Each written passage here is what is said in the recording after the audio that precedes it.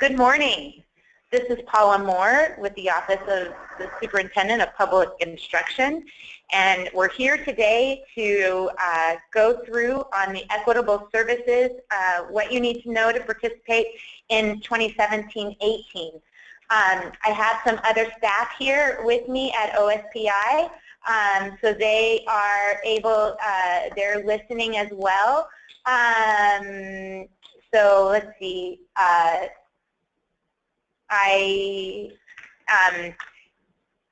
We're using a new technology today, so it looks like we've got lots of people here on this webinar. So what I want you to know is that let's see, I want to make sure that you guys can hear me. So if you could type in that you have that you can hear me. I'm hearing yes from several folks. Okay, great. Thank you.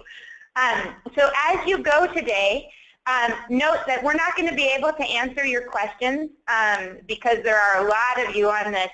But what we would like you to do is make sure that you have typed in your questions. You can send them to everybody here. It looks like through this question box. You can type them in as we go, and note that we will have a transcript and we will try to answer them as soon as possible. So just be aware of that as we go forth. We will not be answering your questions, but we will try to as we go along. I am going to go ahead and hide this panel and get us started. We have new technology, so if you are wondering why I don't know what I'm doing, it's because we have new technology. Okay, let's see, I'm going to try to hide you. There we go. Okay, all right, what you need to know. So first of all, what you need to know is that we are currently implementing ESSA and the Equitable Services provision of the Every Student Succeeds Act. And some parts are still under development. So part of that is because we're still drafting internal policies here. The feds are still providing some additional guidance in some cases. And also we are developing our electronic tools. And so as those get developed, we want to make sure we walk you through those changes. So additional webinars will be coming when that new information is available, or for the case of either iGrants or EDS, when the new tool is available, we'll walk you through the technical nuts and bolts. So today's webinar is going to cover 4 parts: eligibility, programs, and services. Then we're going to go into some specifics for Title I Part A and Title II Part A. Then Part 3 is going to have consultation, some additional duties for OSPI, and some additional reporting requirements for you all. And then Part 4 is the EDS tool or the application, some additional resources, and who you might contact for which questions you have. So the first part, Part 1, we're going to go in here and we're going to do overview, eligibility, federal programs. We're talking about ESSA today, but we want you to be aware of some other federal programs that are available to you, and then types and delivery of equitable services. So equitable services, if you're new to Title I, as I was a year ago, this is all confusing. And what we're really talking about is federal funds that are allocated out to the private schools for services, in terms of services provided to private schools. So federal law allows federal education dollars to be provided to children regardless of whether they attend a public or private school. Those children need to be identified as eligible for services. This is a long-standing principle of the Elementary and Secondary Education Act dating back to 1965. This is that they are taxpayers, and so taxpayers across the continuum deserve access to those services regardless of whether they're at a public or private school. We think that we anticipate this new administration may pay more attention to private school services under ESSA. These requirements there's new requirements here, but we also think there's going to be some new attention possibly paid to it. We want to highlight that this provision does not apply to state funds. So we're only talking about federal funds today, and really ESSA funds. So private school requirements. These are the requirements to participate in equitable services. Next year, 2017-18, a private school may participate if they've been approved by the State Board of Education and they are a nonprofit elementary or secondary school that's been certified through the State Board. That list is currently available. If you click on the hyperlink here, you will see that it will open up that list. So if you get calls about, am I on the list, am I eligible, you can click here on this list and it will tell you. We also know that they have to have completed the private school enrollment report, P105B form, in 2006. And then the last part to be eligible is they need to complete the private participation in federal programs application in the spring of 2017. So there are 3 steps. The first 2 are outside of our office's control. The private school approval is governed by state RCW and WAC. We've listed those there. And if you are concerned about your status or the October enrollment reporting, we encourage you to contact the private education office at OSPI, and their number is listed here. You can call us and we'll get you there. Don't worry. There's no wrong number to call at OSPI. We will get you to the right person. But those questions go through a slightly different process. So that's why we encourage you to contact the private school shop. Now, for eligibility for Title I Part A, in order for a student to be eligible for Title I Part A services, that student does need to reside in a participating public school attendance area, so in an area of a Title I Part A school, and attend a private elementary or secondary school that has agreed and meets the eligibility for federal programs, and has to be identified as an eligible student. So it's similar to targeted assistance. They need to meet the criteria that you would have for a student that is same as your targeted assistance schools. They need to meet some sort of criteria as needing assistance. They do not have to be low income, but that's the eligibility for services for private schools. Title I-A funds may not be used to identify private school students who are eligible to participate. So that is on the private school to determine that. It's the same principle as right now when you do assessments. You do not use Title I-A to do your general assessments of students. You use your basic education dollars. So it's the same principle that you assess and evaluate all your kids first, and it's the same principle for private schools. So private school data should be used to identify eligibility for Title I Part A.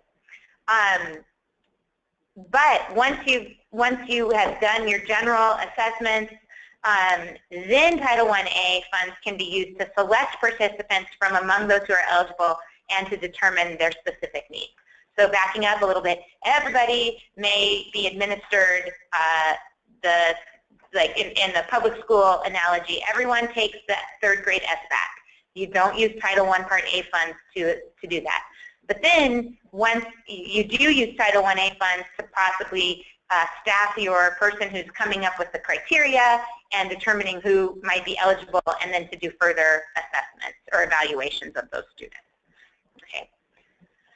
Okay, preschoolers for Title I-A, they are not eligible in Washington State. We want to make sure that's clear. And the reason we're highlighting this is that the Every Student Succeeds Act does expand services for preschool, and Title I dollars can be used for preschool now in public schools, but not for private schools, not for equitable services under ESSA. I am noting here that you need to contact other federal programs for their eligibility requirements, because I'm only speaking to ESSA and not to child nutrition or special ed. So in Washington State, elementary education starts with kindergartners, and under the law it says if your state's definition of elementary education starts with kindergartners, then no, preschool services for private school equitable services are not included. So you don't have to do equitable services for private school, because preschoolers, as much as we love them, they're not included in our state's definition of basic ed. Equitable Services and ESSA, Section 8501. So Title I has its own provision in ESSA, and then there are other services that are also part of every part of equitable services under ESSA. And that is migrants, that is Title II Part A for teacher and principal equality, that's English language learners under Title III Part A, that's Title IV Part A, that is a new block grant. We don't know much about it yet because we don't know if it's funded and we don't know the level. And we don't know who will be staffing that, because we're waiting to see if we actually get funding before we start administering it. And then Title IV Part B, 21st Century. So when we talk about eligible children, we are talking about children who are eligible for services under the program. If it is not excluding Title II, the rest of these have eligibility criteria. So you follow the same eligibility criteria as you would for public schools as you would for private schools here. And then Title II dollars can be used for professional development. We encourage you to look at the ESSA law to see the Title I Part A requirements for private schools. We encourage you to look at the ESSA law 8501 for the remainder. Where we have been able to, much of these two sections mirror each other, but there's a few areas where title is different, and so we've tried to highlight that where it's a title-only requirement. Understand that it might get a little confusing about, do I have to do this for everyone or just for Title I Part A? We've tried to clearly label that when it's just the Title I Part A issue. EDGAR hasn't changed, and that still applies. So I'm going to just pause to make sure that there aren't any issues with,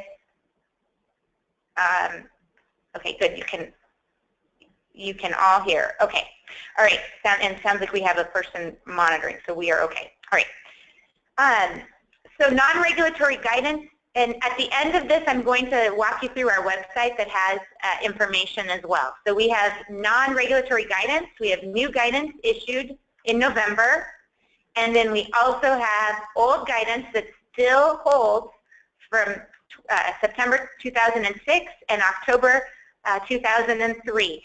So if they, unless the guidance supersedes it, that old guidance still stands. And for the most part, the major changes are just how you do equitable services in terms of calculating your share for Title I and Title II, and then some provisions on additional reporting that has to go into place and additional consultation requirements. But a lot of the basics still apply. The bread and butter of the program still stands. Okay, for our tool, we want you to recognize that CTE is also listed in the private participations in federal programs application. There are two parts here. PD you may be able to access, and private school students can participate in CTE programs funded with Perkins. We notice this doesn't happen very often, so this is something to think about. And George Asklar over at the CTE office, give him a call, and he'll be able to provide more information. But we do want you to know that if you are interested in participating in CTE, that is something you click in this application. Two other programs not covered in this webinar, but something you need to be aware of because these are key programs that you need to know about. Child nutrition, Private schools are also eligible for subsidies for eligible students for breakfast, lunch, snacks, and milk programs. So please consider this. We support kids, regardless of where they're at, of getting the food that they need. Hungry kids can't learn as well, so we like kids to have full bellies. Contact Wendy Barkley over at 725-6200 if you have additional questions for her. Special education, there are key components for IDEA Part B on equitable services. So please note that this webinar is not covering IDEA Part B, but there are key components there. So Doug Gill is your person. So backing up, and we're going to talk now, really diving deep into ESSA, and what do equitable services mean? So these are listed in the regulations. Services are equitable if, between public schools and private schools, if it addresses the specific needs and assesses the specific needs and educational progress of eligible children in a way that's comparable to public school children. Meets either the equal expenditure requirement or of the program, or total funds equals total funds generated.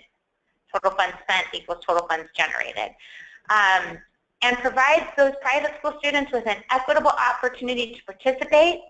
And I want to highlight this next part. Provides the reasonable promise in achieving the state standards or equivalent standards applicable to private school students. So we're talking about the reasonable promise, the promise that the activities funded for private school students with federal dollars will meet the reasonable promise of improving academic achievement, to meet those state standards. So this is some things for everyone to hang their hat on about whether something fits criteria, because there's a lot of there's a lot of new things in ESSA, but the activities provided that are funded with federal dollars, they need to meet a reasonable test, a reasonable situation that you will actually, by doing those activities, improve a student's academic performance.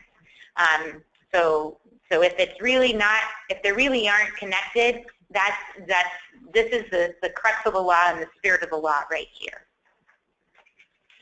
So do the services have to be the same or equitable? There is a difference here between the same under equality versus equity about what the student actually needs. So Edgar talks about this.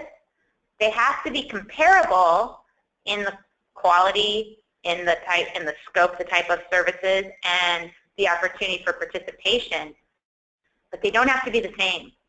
If the needs of the students enrolled in private schools are different than those of public school students, then the LEA shall provide different benefits. So they don't have to be the same, and we're going to talk about this a little bit later with Title I about why you may have different services being provided than the public school at the private school. Timing for services. They need to begin at the same time as services for public school children. That's been in the guidance under NCLB, and that has not changed. So if you're starting Title I services in October, your private school services should start at the same time. Delivery. The delivery of services needs to be either directly through a private company or through another LEA, or and they may be on-site at the private school with safeguards.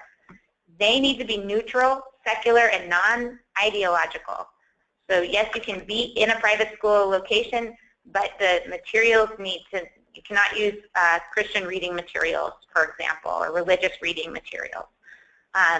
So either your LEA staff can be hired, you can contract out, or you can do an interlocal through another LEA. At the end of the day, because the LEA is managing the funds, the LEA is responsible for audits, the LEA is on the hook if the funds are not managed correctly. So the LEA controls. They plan, design, and implement the program. They control all the funds, the materials, equipment, and property purchase, and they have to administer these.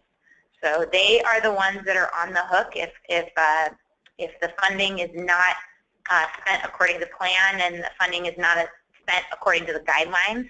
So it's important that the LEA controls the services. They're responsible under the law.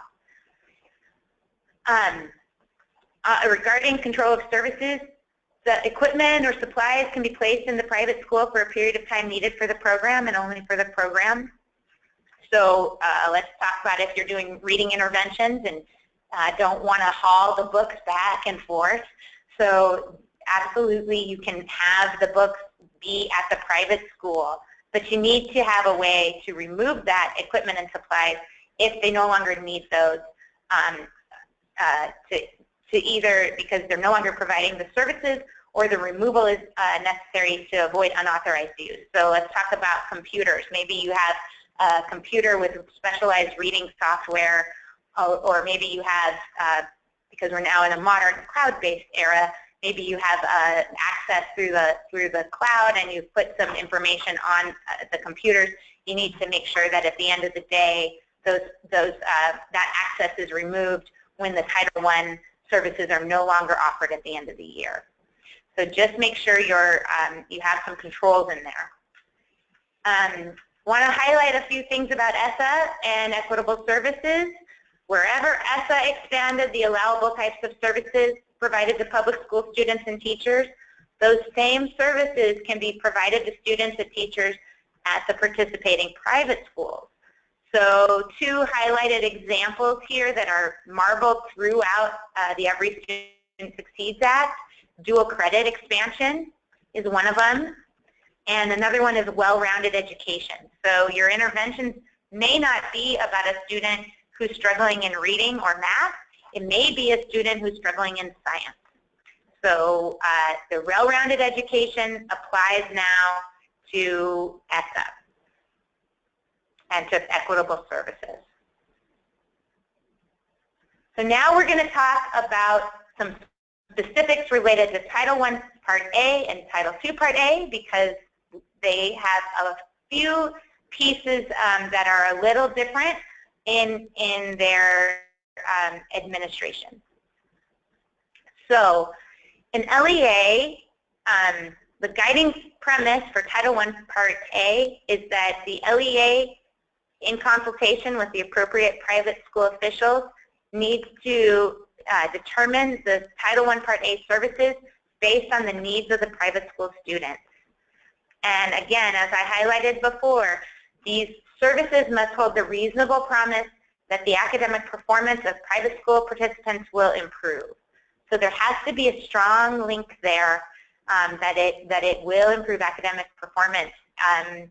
So, you know, as you are going through and going, well, are these requests, are these discussions reasonable on for both sides of the private school and public school side? Think about, if we do this, what does the research say? Does the research show that this will actually improve academic outcomes? Because that will help you separate nice to do activities that don't really fit Title I allowability versus activities that really do move the needle for our kids who are struggling. So again, do they need to be identical to those in public schools? No. And I put this in bold here because this is where there's often a lot of confusion. So we're highlighting this. They can be provided in subject areas or grade levels that are different from those provided in public schools, as long as those services are provided in the same grade span as the services provided to public school children. We're going to walk through that a little bit because I know there's been some confusion about this. So we're going to take a little time here. I talked earlier about maybe the private school wants science, maybe your public school is working on math and English. I want to talk here about Apple Elementary, and this is where LAP comes into play. So the Apple Elementary has a school grade span K-5, and they have LAP, and they've decided to put their LAP in English Language Arts K4, and LAP can't be used for title, okay? It can't be used for Title I Equitable Services. It's a state-only program. So this school has decided, I'm going to put all my LAP dollars in K4, and I'm not putting any title dollars in English Language Arts K4. So then I'm only going to put my math, I'm going to do math, and we're going to really focus on the middle school transition. So we're doing grade 5. We're doing Title I math, grade 5.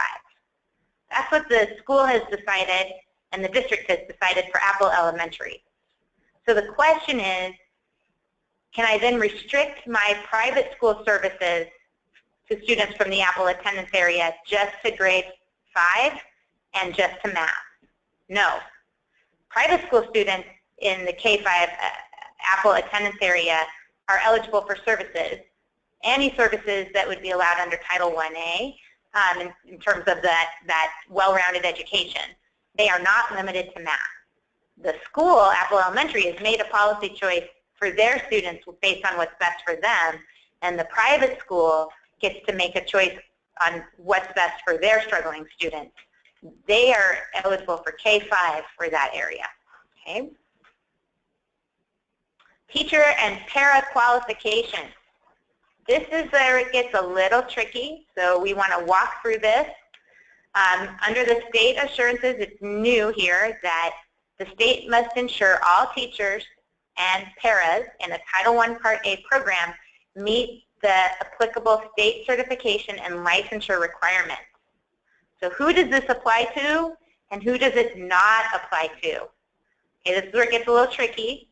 So it does apply to LEA teachers who teach in private schools and LEA paras that teach in private schools.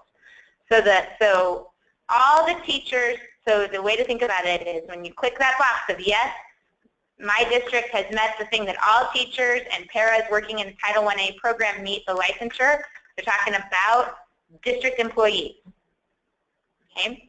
But it does not apply to the private school teachers or the private school paras or third-party contractor teachers or paras.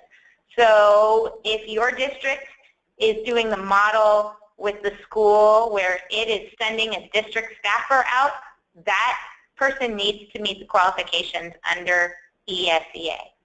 If they are going to pay for teacher time at the private school or para time at the private school for after-school programming, then that is, or a third party to go in, then that doesn't need to meet ESSA requirements. That's called out in the law. Let's talk about Title II. There is more flexibility for Title II Part A and Equitable Services now. So previously, under No Child Left Behind, it was limited to professional development for teachers and others. That has now been removed. So all of the Title II allowabilities are expanded, except for one thing we'll get to in a minute. So you no longer are limited in your Title II uses, private schools. You have a lot more flexibility. However, I'm going to jump ahead one. Can Title II be used to support class size reductions? No, it cannot. And this is clear in the guidance. It can't be used for class size reduction because that would be inconsistent with the major tenet of ESSA that there's public control of funds and supervision, control of employees, and control of contractors. So there's a lot of great flexibility now that you have in Title II, but class size reduction is not one of them. Now, let's talk about guidance on activities for Title II Part A. The use of Title II Part A for the benefit of the public schools must still be allowable local use under Title II Part A, so it still has to follow the statute.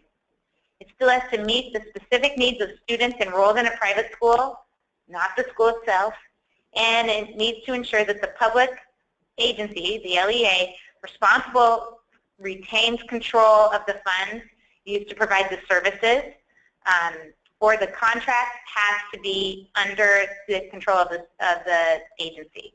So that's why You can't, if you're doing class size reduction during the day, obviously that is going into the LEA would not be able to monitor or be in control of that. So there are more flexibility, but class size reduction is not one of them. So there's a couple changes in the way the allocations are done for equitable services. I shouldn't say allocations, this should say set aside for equitable services. There's a few changes here. There's a big one in Title I, and there's a minor one in Title II, both of which change your funding. So this, in terms of Title I Part A, the law changed, and now equitable services is the first one. It's the first one that gets determined before you do any expenditures or transfers of funds. So previously, it was the reverse. Under No Child Left Behind, you did the reservations for admin, parent involvement, set-asides for sanctions, district initiatives, and then you did the school money and set that out. Now, we're going to do equitable services first. How, you ask? We're going to talk you through it. So the first step, and we have some additional guidance here, but you're going to figure out your attendance areas, and you're going to count your public and private school children, your low-income children. So the LEA needs to establish participating public school attendance areas, and then determine the children from the low-income families residing in each public school attendance area who attended public and private schools. Then you're going to create a percentage of children from low-income families who attend the private schools, and the LEA would determine the amount of funds based on that proportionate share. Okay, that sounds nice. What do you really mean? All right, here's an example how we're going to get to this. So you've got your total kids in the district is 1,500 who live in a Title I attendance area, and then you have 1,350 attend a Title I area, and 150, attend a Title I public school, and 150 attend a private school who are low income. So you got a 90-10 split. Okay. Parent and family engagement. So now it says that you've still got to calculate your parent and family engagement amount, and then you're going to charge that to your set-aside. So I'm going to walk you through that in a minute. The way that they do it is you determine how much would it be for your total allocation is $1 million. You got 1% would go to the amount for parent and family engagement, and then if equitable share is 10%, and that's 10%, and then this has a typo here, and then you would deduct that out of your equitable services allocation set aside. Now, this seems confusing, so we have created more documents to help undo that confusion. So we have a side-by-side that we've emailed you out to help calculate the equitable share for Title I Part A under ESSA, and we also have an Excel tool available for you. And we're going to take a few minutes now to walk you through this tool, and it's going to get posted soon on the Title I Part A private and private schools page. So I'm going to exit from the PowerPoint and hope that I do not cause an issue. All right, here we go. I am going to open up this tool. The other one. Oh, yes, so I'm opening up the guide. So this guide, all the things I'm going to say when I walk you through this Excel file is all written here under this guide. I'm not going to read it to you. Oh, please go away. Keeping it real here at OSPI. All right. So this guide has kind of all of the information, and we've tried to cite the guidance. And we're going to walk you through Orange School District with this $1 million allocation. So you will see here that there's a five-page guide here. Take some time to read through this before you start consultation, because it really explains the set-aside. But to help you, we've also created it. I like words, which we have here for you. I also like math. So we've created a planning tool, and this is our planning tool based on the Orange School District. They want you to know that within the next week we'll also be populating this as a planning tool for you LEAs based on your data from last year, so just so you can kind of see how this works. But we're going to walk you through this. So step one, Orange School District needs to identify its Title I-A schools. So you all need to list out your Title I-A schools. So we're going to send you something using what you had last year for your Title I-A schools and help you populate this. But at the end of the day, this is just a tool, and you are responsible for making sure the data is correct. So Orange School District is they decided their schools, and they have 4 Title I-A schools, and they are going to use their public and public low-income data. Now, we want to highlight here that you should also be including your foster care kids if they're in these attendance areas, because they're eligible for Title I, and your homeless students, just like you should over here in the private school area. This is written in that document, so please take some time to read through it. So you're going to count them, and we suggest for clear apples-to-apples comparisons, you try to start with the same data. Try to have the same time period for your data, so October to October. If you don't, have a reason why, but typically use the same data, and we encourage you to use the same data that you'd be reporting in the 201. So for a low-income count. So they're gonna update this, right? So when we send this to you, we're gonna have this updated with what you put in your 201 last year, which is a year old. So you'll need to update this with your 2016 fall data, or whatever data you're using from the 2016-17 school year. And then you're going to have your private school children who live in that same area. Where do you get this? From Consultation. That's where you're going to get this, talking to your private school. So you're going to need to update this column here with all your private school data of low-income kids who live in these Title I attendance areas. So where things may change from year to year is A, you're going to have new enrollment counts and new low-income student counts. And 2, you may have Title I schools that you took off the list from last year. So maybe you have a smaller attendance area, or you may be increasing schools, so you may have more attendance areas. But for this purposes, we've got 1,500 kids total who are low-income living in the area, and so 10% of them are there. Now, that's your proportionate share, how much you have to split in your set-aside. So then, now we're going to go to steps 4, 5, and 6. So step 4 will be entering in your allocation. We don't have that yet for 17-18. Ed has not given it to us. So as soon as we can, we will share. So the best you can do is plan with last year's amount. But that is fluid and subject to change.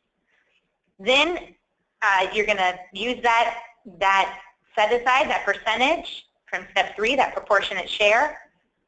And so this one, I like big round numbers, $1 million, 10% of that is $100,000. Then you're going to calculate your equitable share for family engagement. So first of all, is the district allocation over $500,000? Yes or no? If it's no, you get to skip this step. So yes, the 1% set aside is of the district's total share, and this formula is live, so you can click on this to see how the algebra works if you like doing that. I like doing that. So yes, it's 10%, 1% of that $1 million, $10,000 total for family engagement. Now, your equitable share is 1% of that 1% is 10% of that 1%, which is $1,000. That gets charged to your set-aside for equitable services. Does not come out of your family engagement set-aside. It comes out of your equitable services set-aside. And then the other part that comes out of your equitable services set-aside is your administrative costs. So we're going to talk about that in a minute, but you're going to enter the LEA's amount for administrative costs. And then And then what we've highlighted here is that just what would that be as a percentage? Note, there is not a percentage cap for Title I administration for equitable services, but OSPI will likely ask the LEA questions if that percentage appears high. In a minute, we're going to talk about what things are included in administration. So, going back up, you're going to take it to get your actual amount for private school services. You're going to take your equitable share. That's your percentage, your proportionate share based on the number of low-income kids who attend a private school in Title I-A area. So it's $100,000. Then you're going to take out your parent engagement. Then you're going to take out your administrative costs. And then you're going to have $89,000 left at Orange School District. And you have your count of low-income kids, 150. And now you're going to divide 89,000 by 150, and you're going to come up with, in this case, $593.33. And that is the amount that's going to be generated. Now, we suggest for your projected allocations as your starting point that you use that dollar per student as your amount that goes to each eligible school. So Zebra Private School has 100 kids. 100 times $593.33. Yak only has 10 kids, and Koala has 40. So that's how we suggest you do this. I'm going to take a few minutes to walk through some questions that have come up on the that we've answered in the tool here. So as I said before, you want to make sure that you are identifying your schools, you count your low-income kids, and you the low-income kids included in the count must be in the same grades as the Title I-A school. So for example, it's not just the low-income kids who live in that attendance area. It's not all the kids K through 12 who attend a private school. It is the kids who, if the school is a K-5 school, then the private school kids are K-5. You need to include those foster care and homeless kids and use similar data. Now, this should be something that you should consult on. Under ESSA, I'm highlighting this part right here for you. You need to include the discussion of methods and sources of data used to determine the count from the private schools.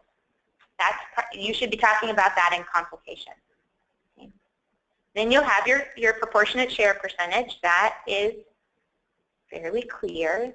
And then you're going to calculate your set-aside. That's clear. Family engagement, deduct out. Okay, administration. This is an important one to read. What counts as administration, and why might it vary by school district? Okay. So again, we know that you don't currently separate out your Title I administration costs from your Title I Equitable Services administration costs. We are aware of that. Now granted, this set aside for administration is only for Title I-A, not related to anybody else's, any other federal program. So we want to talk about why things might vary a little bit from district to district, and why we're not doing a certain percentage. Because it's all of these things for the administration, okay? And how you structure your services and who you're structuring your services with may impact those administrative costs. So the first one that is a clear one that makes sense, it's the staff time for consultation. When the federal programs director is sitting down with the district, the private schools, and doing consultation, that time counts as administration. That should be charged to equitable share. When they're drafting the consultation agreement and writing it, all the behind the scenes work and the back and forth emails, well, all of that time counts as time for administration. If you guys have agreed to third-party contracts or interlocal agreements, that counts as administration. Then there's the oversight and monitoring of services. That counts as administration. And the contracts, that counts as administration. So We know from our examples with third-party contracts is that there can be a lot of work engaged in monitoring them. If you have a new contract with a new service provider that you all agreed to, that you think is a great idea and you've all agreed to, sometimes those folks need additional hand-holding. That's part of administration. The next part, LEA annual evaluation of equitable services. The LEA has to evaluate whether the services provided worked and whether they were effective. So that counts as administration. And then finally, the behind the scenes stuff.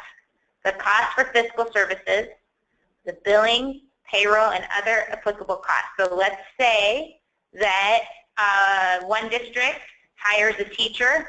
Well, they still have to do HR and all that good stuff. That cost, that indirect. Another one does a contract.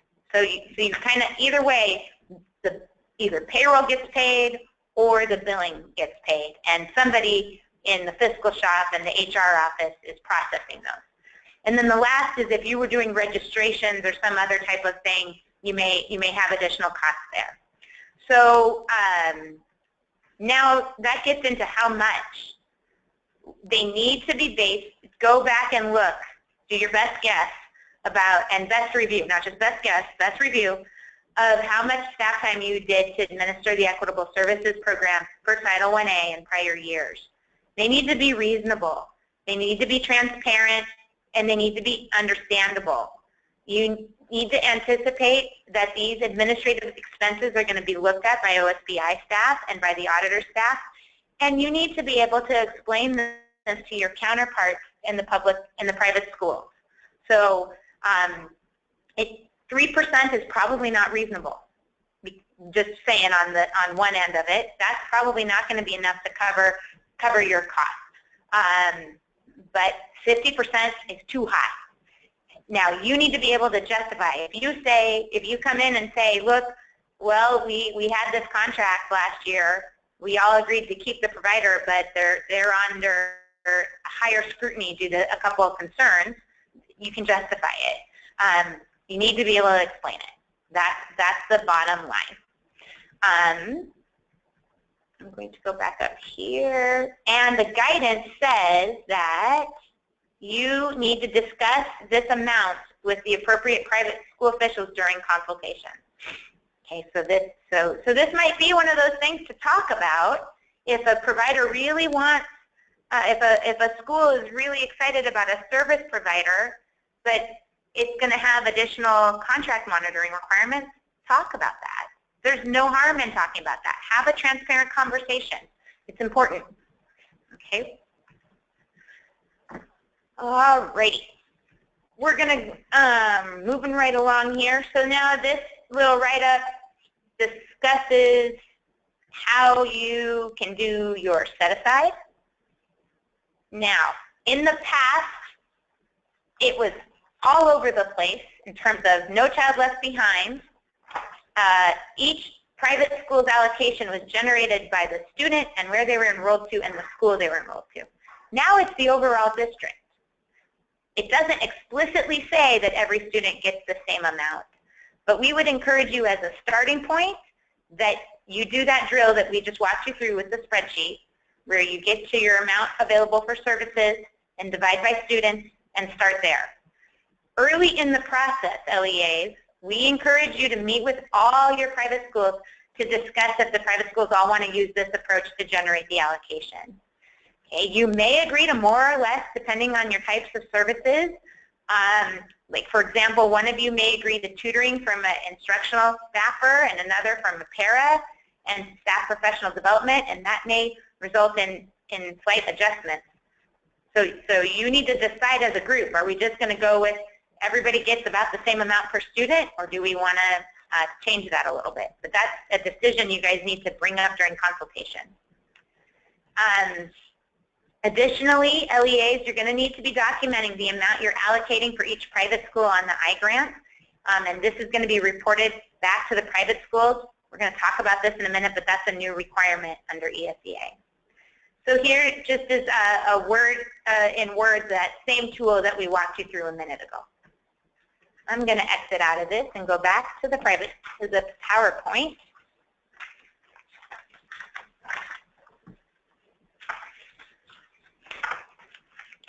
Okay, and we're going to do the slideshow from current slide. All right, hang it in there. Okay. Oh, please don't do that.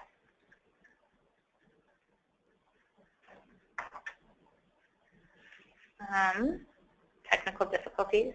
Hold on a second.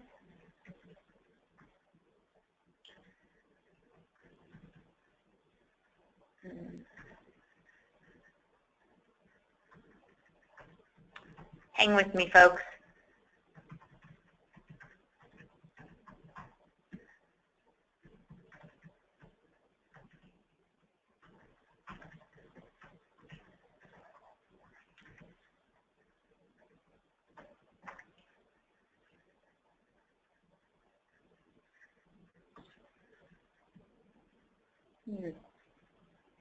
Okay, hang with me. We're just gonna, you'll get to see the preview, and here's how we're gonna go with this. Okay, so we have this planning tool. We encourage you to look at it. It is helpful, and it is one that is available for you, and it's a planning tool. Note, districts, we're going to be populating that with last year's information, and you're going to need to make sure you've updated it. The tool is only as good as your updated information. That's, all right, now, Title II. Title II is a little different because we have to have change to keep everybody on their toes. Your reservation for equitable services is total allocation. Take out your administrative costs and divide by your enrollment of the LEA and participating private schools. And that's how much per student. So, teeny tiny. Let's make you bigger. Oh, goodness. Okay, so let's start here. You're going to start with your LEA enrollment. Sorry for the whiplash, but that's about 900 kids. And your participating private school enrollment, 100. So you have 1,000 kids. Your LEA's allocation is $1 million. Your administrative cost for Title II is the whole shebang, $50,000. Okay. So what's left is $950,000 for your allocation. You're going to take 950 divided by 1,000 kids, okay, and then you get $950 per student.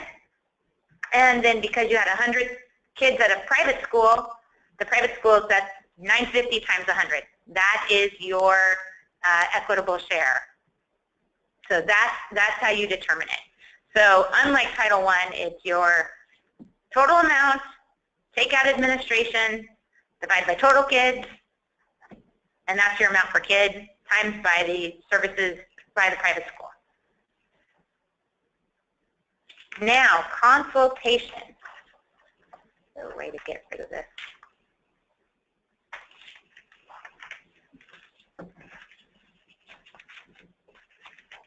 This one? No. I'm trying to figure out how to, oh, okay. We think maybe you can't see the thing that I have to see. Okay. Oh, good. Never mind. I'm complaining about something you can't see. Sorry. Okay. All right. Why is Paula complaining? All right. So now we're going to talk about consultation because this can be pretty overwhelming. Oh my gosh, there's a lot of information here. There's a lot of details here. How do we actually do this? It's through consultation. Because you cannot read the minds of private schools. It looks like maybe you can't. They're not seeing the full slide. Okay. Okay, we are going to end this slideshow, and I am going to do this. No, this is probably not.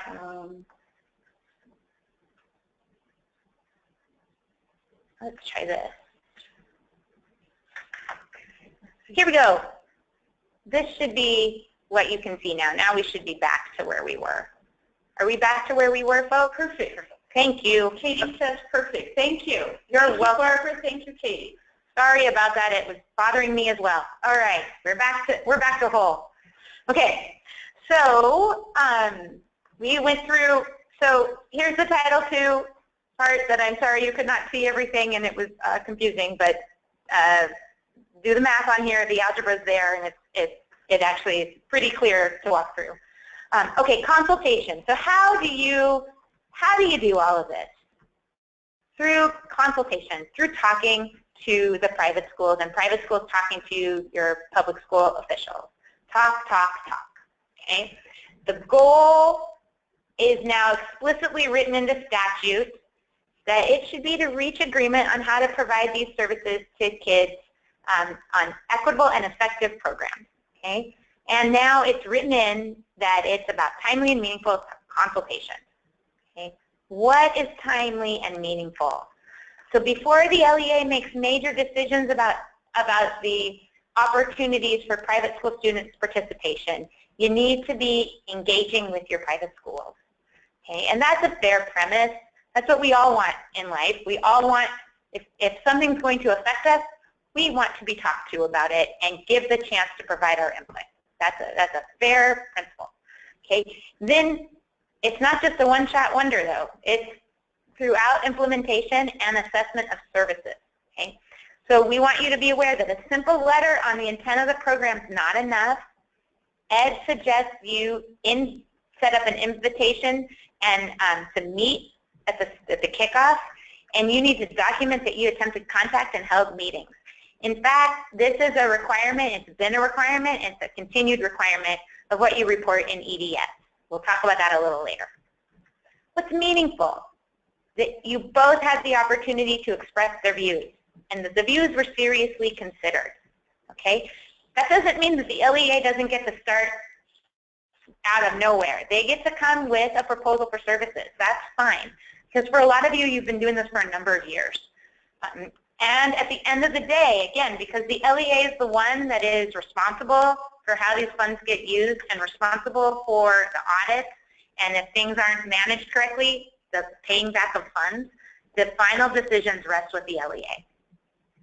But that doesn't mean that there's no consultation. There's got to be a lot of meaningful discussion. So Title I has a list of required topics, and then the other programs have a list of required topics under ESSA. So for Title I, how are you going to identify needs? And what we've done here is highlighted where it's new. So how are you identifying needs? What services? How, whom, where? So this is the newspaper questions: who, what, when, where, how, why. How the LEA will assess the services and use the results to improve the services. The size and scope of the services the LEA will provide. The method and source of poverty data used. Okay, so that's been there all along, and it's a key indicator for the amount that the private schools are getting. So you guys need to agree on those. You need to really talk through that data, that poverty data. Delivery of services. You've got to give consideration of views to the private school regarding the provision of services through a contract with a third-party provider. Doesn't mean you have to take it, but you need to consider it. And if there are serious contracting issues or something along the lines, make sure that that's clear. But you need to consider it. You need to listen to it. If you disagree, you need to provide notice and analysis and reasons to the private school official. So maybe there's a contractor, and maybe that contractor doesn't meet the standards for contracting. Maybe that contractor's been debarred. There are reasons. You need to communicate about it. You need to discuss about whether the LEA is providing the services directly or through a third-party contractor. Now you need to discuss it in consultation about whether to provide the funding through a pool of funds or through a proportion of funds. Now is a new one that you need to discuss when services will be provided. Okay. So, and then the last one is whether to consolidate and use Title I Part A funds in coordination with other funds from eligible programs dedicated to providing equitable services. So, pooling, in the past, some of you may not have discussed this. Now that needs to be discussed. When services will be provided, that's a good practice. So it's now in law. And the last one is the coordination. So maybe you want to coordinate and consolidate your Title I. So think about this as school-wide coordination or consolidation, like you would do with your school-wide. So you want to blend in your Title IV-A amount, because that amount is going to be pretty small. Maybe you want to lump those two together with Title I. Maybe it's Title I is the big amount, and then by the time you get to the Title III, Title II, Title I, Title IV Part A, it's so small. So combining these together might be something to think about. That's up to you. And it's a conversation that needs to happen in consultation. For the other programs, same deal. How you're going to identify needs, services, how, where, and who, how you're going to do assessment and results, how you're going to, the size and scope, the delivery of services. Same new thing here about the contractors or third party, or directly through the district.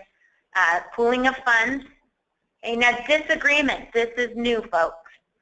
If an LEA disagrees with the view of private school officials with respect to any topic of consultation, it can't just be now, like in the past, of no, and maybe no explanation was provided.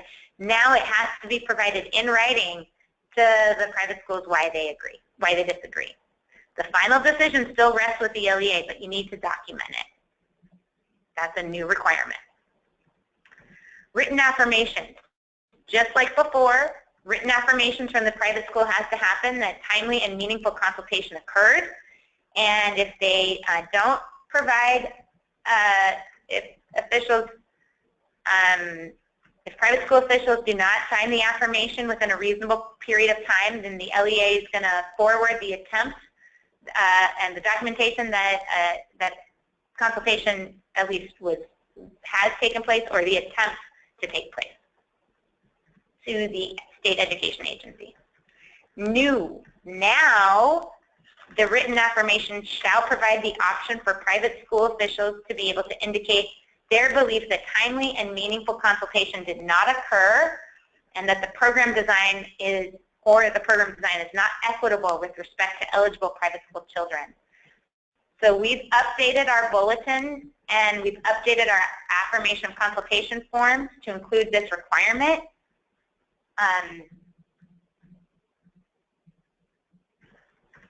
And it is here, and it's going to pop up for us. And it may or may not pop up for us. So it's here, and you can see it, and you can see this new language. Now here we have a thing that's actually the LEA. We have another new document. You need to now document the agreed upon services for Title I Part A. And we're going to talk about this more in Part 3. But this now also has to be submitted to OSPI. We're finalizing a template to document this, and that's going to be available by March 20th. But that's a new requirement. So when you submit your affirmation of consultation, you'll also submit this document. And we'll talk more about why in a little while. We've included here a handout of pages of the private school toolkit from ED of the timeline for consultation, and we encourage you to take a look at that, and it kind of outlines a really clear calendar. If you're kind of going, what should I do when? If you're new to this private schools, or you're new to this title directors, because we know a lot of you transition every couple of years. So that has a clear calendar for you. Now, hot potato, which district? The student lives in your district, but the private school is in the adjacent district. How do we identify these students?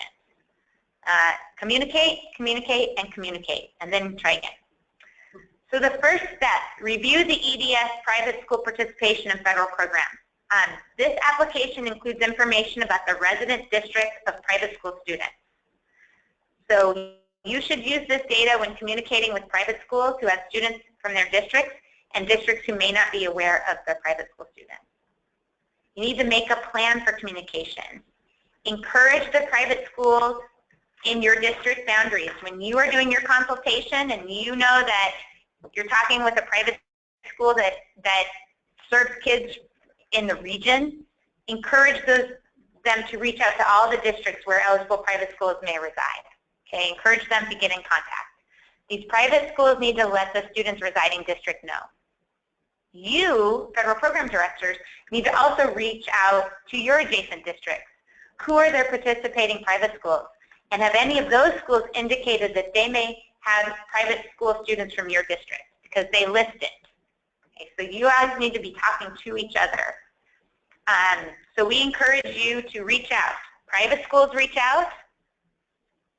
LEAs, if you see somebody in your district, if you see somebody that's in the adjacent district, make sure that they know.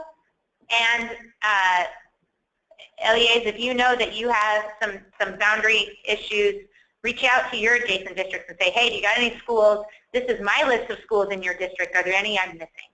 This is a three-party effort because we're going to miss these kids. They're going to pop in on us. And so you all need to communicate with each other and assume best intent here. Okay, once identified who's responsible for services, the private school students residing in your district generate the funding for your district. The way this works is based on low-income census data, not based on who's free and reduced price lunch. This is Department of Ed's calculations that they determined, and they determined this based on who they think is low income in your area, and that includes private and public kids. So it's your responsibility regardless of where that private school is located. So once identified, consult with the private schools where students are from within your district boundaries to determine service delivery. Okay, so they've got 3 kids within your Title I-A areas. You got to determine the service delivery. It's an option to do interlocal agreements, but it's not a requirement, but it's an option. But that needs to be based on private school consultation, and the other districts need to also agree on that. If you go into an interlocal agreement, some big picture, because some of you do this pretty regularly, some of you have not done this before. Or maybe your district does it, but you haven't done it. And so this list of questions here is sort of big picture questions about who's going to be responsible if you do an interlocal agreement. So if you think about that, come back to this. I'm not going to read through this, but this is the big picture stuff. Looks a lot like consultation, but now it's with the other LEA. And the important little details, which gets us into the auditing and internal controls. You know, how are you going to pay for it? Budgets, fiscal agents, service charges, coding, accounting, all of that. Okay, so there's some big pictures and some little pictures. One last thing now about carryover and obligation of funds for all ESSA programs. The funds allocated to an LEA for educational services for private school children and teachers and personnel must be obligated in the fiscal year in which the funds are received. So you don't get to extend it on and on. You need to be spending it and obligating it within that year. This requirement is there to ensure that the dollars are spent in a timely manner. Now, what about delays or carryover? There may be times where the LEA is unable to obligate all the funds and spend all the funds within the time frame. And so in this case, the funds may remain available for the next year. But you must fulfill the obligation the following year with carryover funds, and you need to consult on this. You can't just decide. This is a consultation. So let's talk about this. Let's say, okay, we did consultation, and everybody agreed services would start in October, and due to a delay in hiring, services did not start until January. So because there was a delay in services, there can be carryover funds, but they have to go to finishing out the obligation. And so those are the pieces. So if you agreed to services, you've got to follow through on completing the services. New state roles and responsibilities. We have some new state roles now. So to ensure equity, we have to designate an ombudsman here at OSPI, that's a fancy word for official, to monitor and enforce these requirements. So now the districts, after consultation, you need to forward your documentation of agreed upon services and your affirmation of consultation for all the programs to the ombudsman. We are going to monitor and enforce these requirements, and this includes developing a process for receiving the documentation from the LEA. So where are we on that? Number one, we've updated the affirmation of consultation form for 2017-18. It's in the bulletin in attachment B, and we're getting it posted on our website. We are finalizing a template to document the agreed upon services. Should have this available for you by March 20th. We are going to be expanding the private participation in federal programs application in EDS to, it currently collects your intent to participate and the LEA contact log. We're going to have some additional screens open in late spring to include the ability for the LEA to upload the required documentation for programming. And we will do a quick webinar on that once that loads up. Next new thing, notice of funds for equitable services. So now we here at OSPI have to provide a timely manner to the appropriate private school official the allocation of funds for educational services and other benefits that the LEA determined to be available for private school children.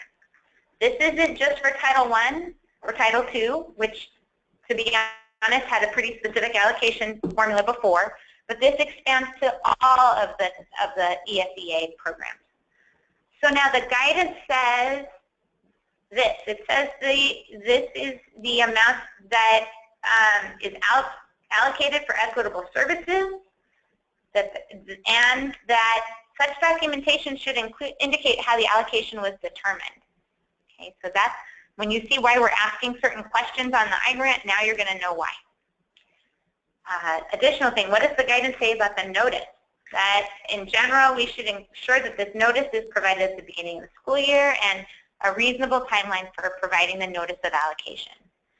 So what are we going to be doing? Well, we've talked to you about it, some of you, and gotten your input, and we also know our timeline about the when we approve allocations and I-grants, and so we have come up with the following. You're going to be providing OSPI the information on the allocation for private school services and how the allocation was determined. This is going to be collected through I-grants. So we're going to have some additional questions detailing the amount of funding set aside for equitable services by participating private school and your explanation for how that was determined. So it may, there may be a checkbox and there may be an other with an explanatory statement. The checkbox may be by formula. So we're gonna have some information that we'll collect from you. You are used to providing some of this detail already, but where you're not used to seeing it is on Title III and Title IV, and now you're going to see it there. So then that I-grants information is going to feed a tab in the private participation in federal programs application, and it will feed it once the I-grant's approved. Okay, and as you know, some of you submit your I-grants really early. Some of you submit your I-grants later. And so, and some of you submit them at different times for different programs. So your Title I one may get done fast, but maybe your Title II one is done later in the year. So this is going to update as each I-grant's approved, so that a private school can see the information and the LEA can see the information, and you see it as it's approved. But if one I-grant hasn't been approved because, let's say your Title II coordinator is on leave, or let's say our person here has been on leave and had a medical emergency, it doesn't hold up everybody else's. This tab will be in the EDS tool, and it will be available to both the LEA and the applicable private school, and you will get to determine the permissions of who sees it. So if you are a private school that's part of a larger association, perhaps an archdiocese, and you want to grant permission to someone from the archdiocese, you will be able to do that. Distribution of services. It will be clear that this allocation is for providing services, not direct funding to the private school.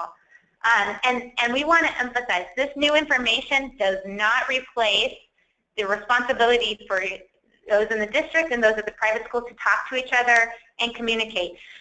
This should not be a surprise. When OSPI approves this, it should not be a surprise, and this pops up in the tool. This should not be the first time that the private school is learning about their allocation, right? This really shouldn't be. This should be a verification is what this should be, because you all should have been talking about this and communicating with this earlier, and this should just be a verification of information. So our timeline this spring is to have the ombudsman in place soon, and we'll be updating our website and information on that. We're going to have the affirmation of consultation forms updated, that's done, and the agreement of services form next week. We'll be providing training right now and ongoing.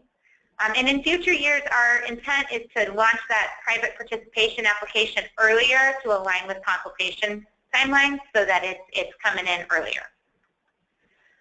Timeline for OSPI spring and summer, we're furiously working here to get the tool aligned and get the iGrants updated.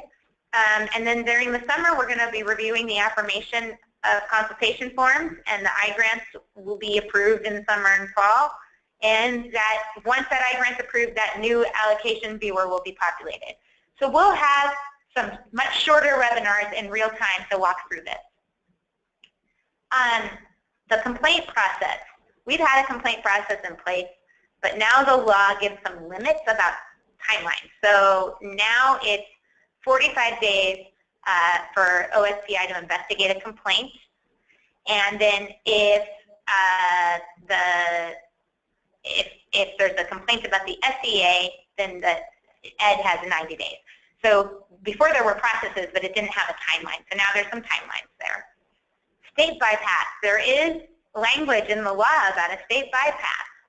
So bypassing the LEA to contract for the state to contract directly with the public or private agencies if the private school officials requested the SEA provide services and they've demonstrated that they've not met applicable equitable services requirements. So we want to talk about that for a little bit.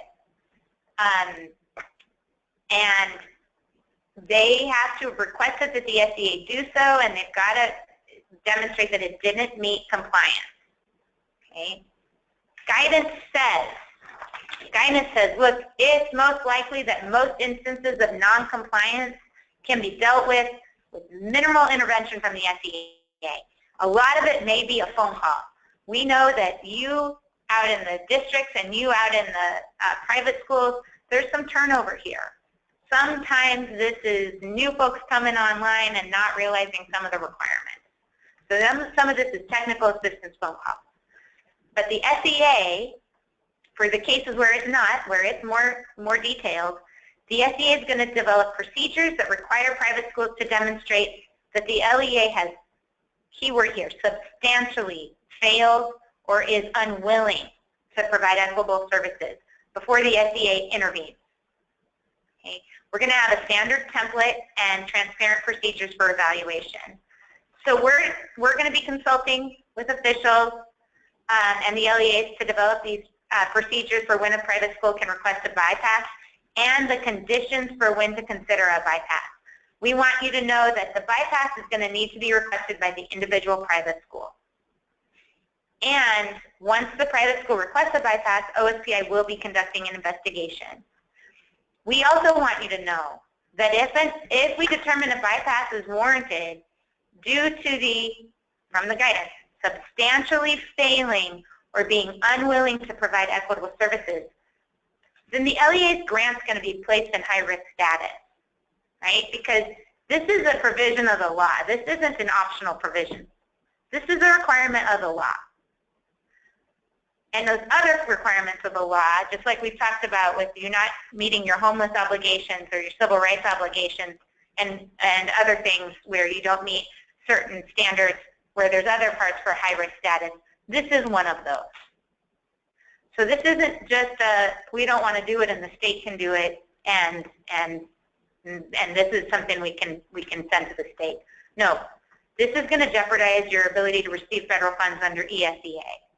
We take this bypass request incredibly seriously because it's talking about substantial failing or being unwilling. So it's going to put you in high-risk status, and it may jeopardize your ability to actually provide services and receive your funds. And not just your title, your ESSA funds. All right, so let's talk about what can get you guys into some sticky wickets here. Timely and meaningful consultation. So this is the most common ed findings. This is national. This isn't CPR. So often, timely and meaningful consultation. That's probably our most common, frequent issue, and it's because of all sorts of factors. Second one, miscalculating the equitable share set aside. I can totally see how that was really easy to do under the old system. Under the new system, we think this might be a little clearer because it's simpler. Another one is not maintaining the eligibility for private school students and who are eligible for services. Another one that it's going to be a little bit less now is allowing parents to provide instruction without direct supervision of a highly qualified teacher. We note that ESSA highly qualified is gone, but paras must still be under the supervision of an effective teacher and a certified teacher. So you still have to meet that provision, but because highly qualified is gone, and now it's state certified, there might be some flexibility there. Failing to ensure that the private school services, that the services benefit do not benefit the private school. Okay, this is a big one, and this is an internal controls and monitoring issue. Same deal, failing to maintain supervision and control over contracts with third-party providers. And then failing to evaluate the program at the end of the year, and failing to maintain public control of the program. So those are the most common findings. Now, Equitable Services. EDS application. So it's launched, it's available. For private schools, make sure that information you enter is correct. Once you enter it, you can't modify unless you contact us. So double check it. When you fill out this form, these are 5 things you're going to note here. 1, your ID number, your tax ID number. Choose participation or none. Check your federal programs boxes. Almost all are ESSA except CTE.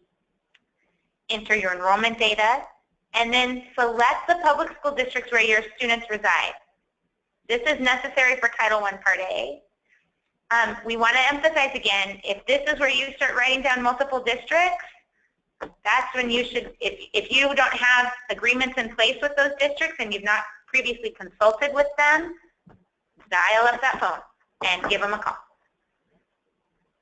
LEA requirements. You need to review the intent to participate form in EDS. You need to contact the private schools that completed the form and begin the consultation process. You need to contact private schools that have not filled out the form. Okay? You need to contact them.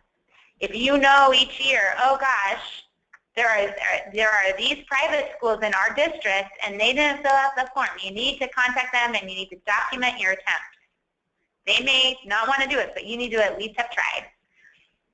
Later in the year, you're going to need to submit the written affirmation of consultation and agreement of services forms to OSPI.